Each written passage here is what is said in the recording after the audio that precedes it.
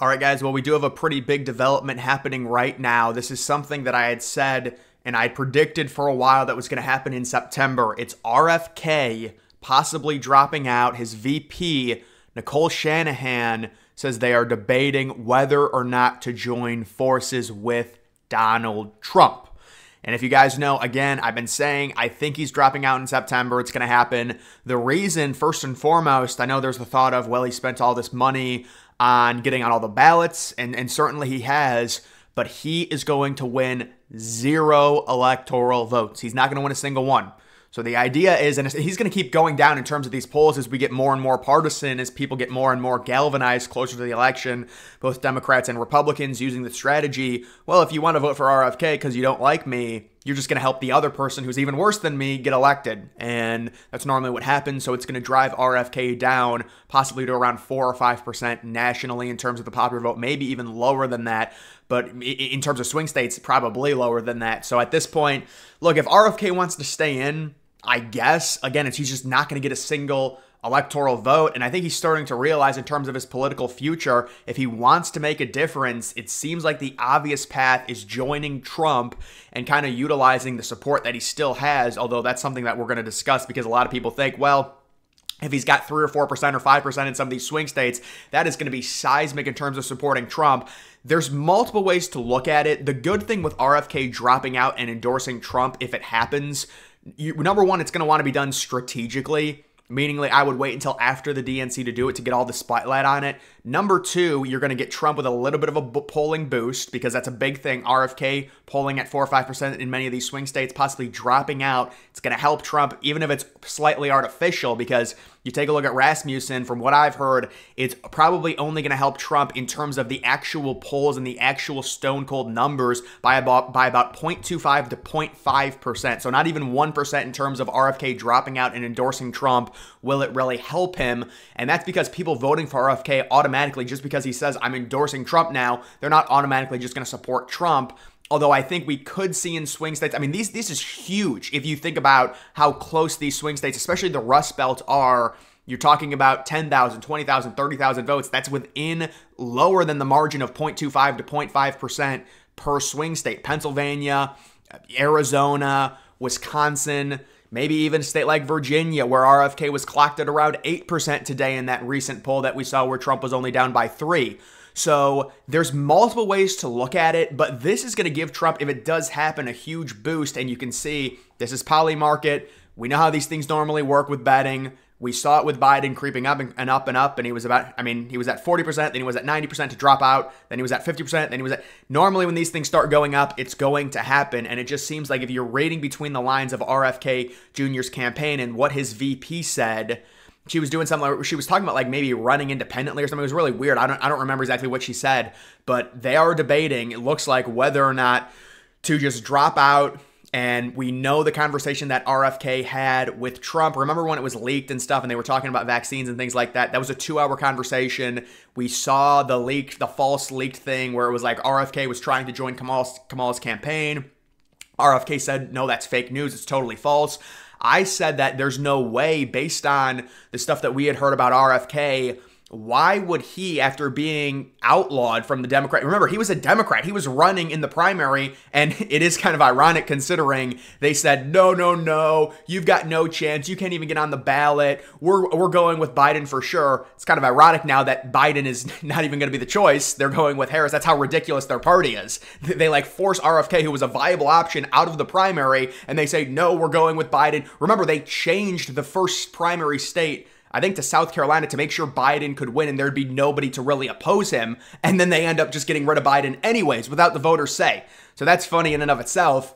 But when it comes to this stuff, 62% chance it's creeping up. It might go back down. It might go back up. October 31st is, I guess, maybe the last day you can drop out, or at least on this bet. So it'll be interesting to see what ends up happening in terms of that. This is pretty good news in terms of poly market. You know, poly market, the odds had seemingly swung in the direction of the Democrats there in many of these swing states, and in some of them they are still in their favor.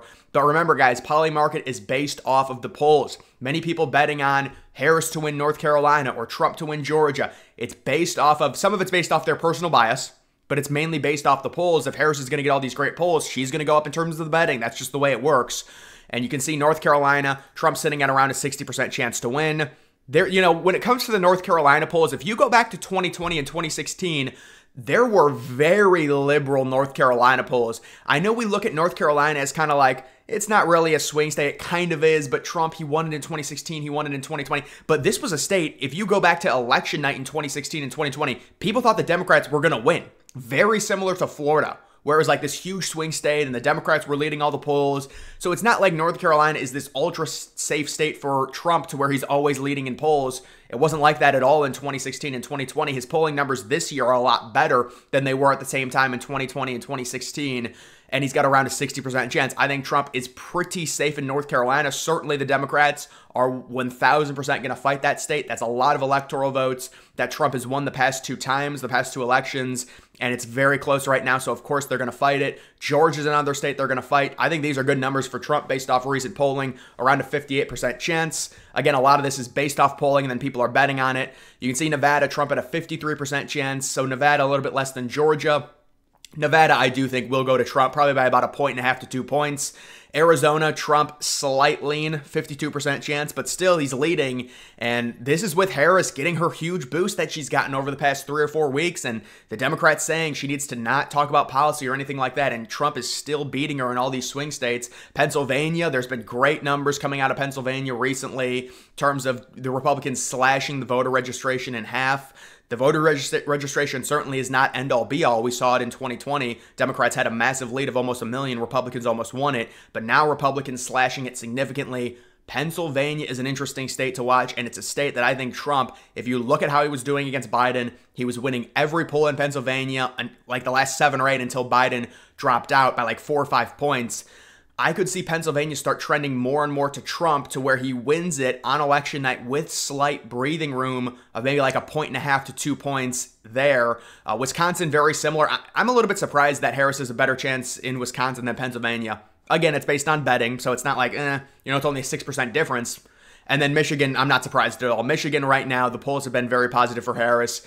In comparison to the other two Rust Belt states, Michigan would be the one state where Harris is definitely performing better in terms of that. But I still think those are good numbers right now. You do have RFK. As always, I'm willing to talk with leaders of any political party to further their goals. I have served for 40 years in my career and in this campaign, and you can see what he talks about, the epidemics and the wars and all of that, the environment. So again, this reads like he's ready to drop out and he's shopping his endorsement around to try and get the best deal. But again, him endorsing Kamala, to me, it just seems so weak and almost like it's impossible. And I don't know what was going on where they had quoted him in a CNN article where he was like, Kamala would be lucky to have me or something. And then he said, no, it's fake news, it's false. I don't know what was going on with that. If that was true or not, he says no, but they were like quoting him. So I don't know. Either way, I think that RFK very likely will be dropping out relatively soon and endorsing Trump. It makes the most sense for his political future if he wants to have any leg to stand on with policy, possibly being a part of an administration, and especially with the way the Democrats have treated him, his own family endorsing Biden of all people, and we see how that worked out. Biden's already been completely taken out of the race. But his family just, backtracked and betrayed him and endorsed Biden.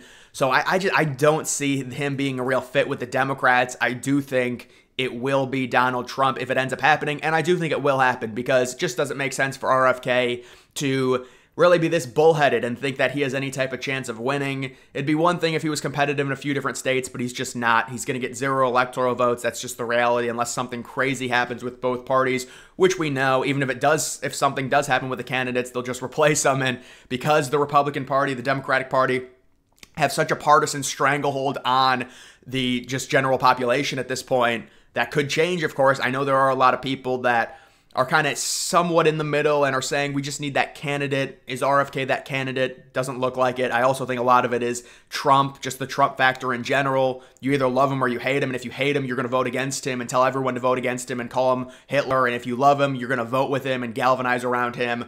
So there's just a huge partisan factor with Trump where you either love him or hate him right now, and it just gives independents a 0% chance of winning, even with the rise of this thinking where it's like, I mean, this is like the Joe Rogan school of thought. I don't like either party. We need someone in the middle. We need someone that has the best of Republican ideas, Democratic ideas. Of course, a lot of people watching this won't agree with that, I'm sure.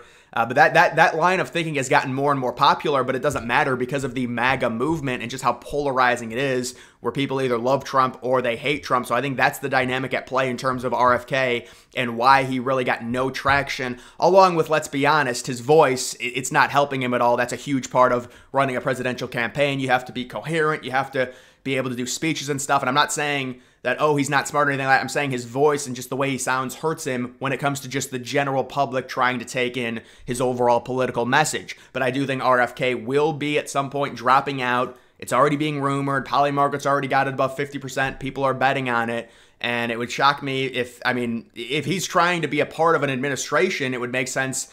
I guess he could drop out and endorse nobody, but that really doesn't make sense considering the rumors that we've heard about him having phone calls with Trump, 2-hour phone calls, and also the way the Democrats have treated him, and also the fact that he's going to get 0 electoral votes. All of that together says that he's going to drop out and endorse Trump, in my opinion. Either way, guys, that is going to do it for this video. Make sure you follow me on X. Link to that's always in the description.